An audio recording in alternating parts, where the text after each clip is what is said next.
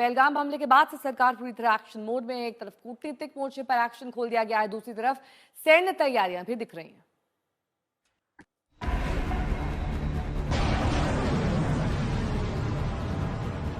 ये INS सूरत युद्धपोत है, दुश्मनों के लिए किसी काल से कम नहीं। और इसी युद्धपोत से मध्यम दूरी की सतह से हवा में मार करने वाली मिसाइल का सफल टेस्ट हुआ है।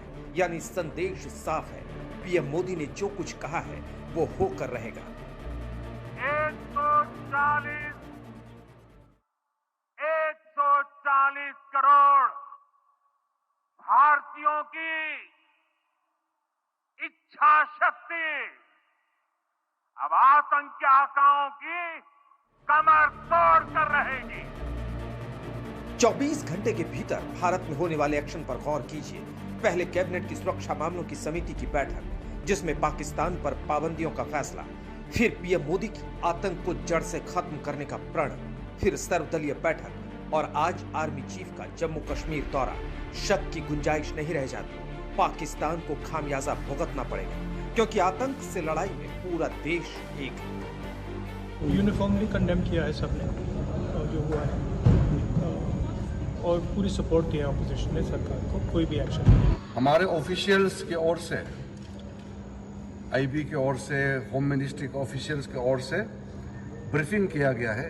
घटना कैसे हुई और कहां चूक हुई इसका भी बताया। शुरुआत में सरकार की ओर से रक्षा मंत्री जी ने बताया कि जो घटना पहलगाम में जो हुआ है उसके बाद भारत सरकार ने CCS बैठक में क्या कदम उठाया, क्या फैसला लिया, उसका भी जानकारी दिया।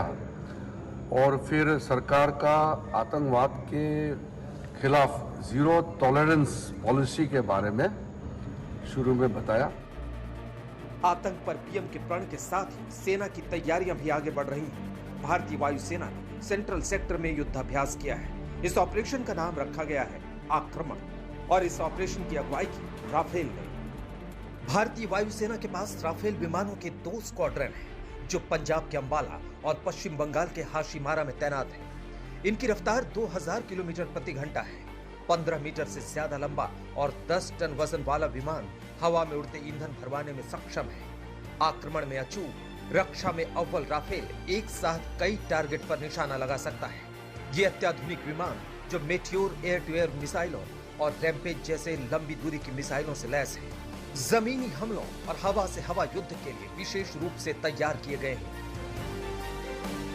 ऐसी तैयारियों के बाद अब सवाल यही उठ रहे हैं कि इस बार निशाना बड़ा होगा। क्या सीधे हाफिज सईद या मसूद अजहर जैसे आतंकियों पर चोट होगी? दिल्ली से मंजीत नेगी के साथ मीर फरीद, श्रीनगर, आज तक।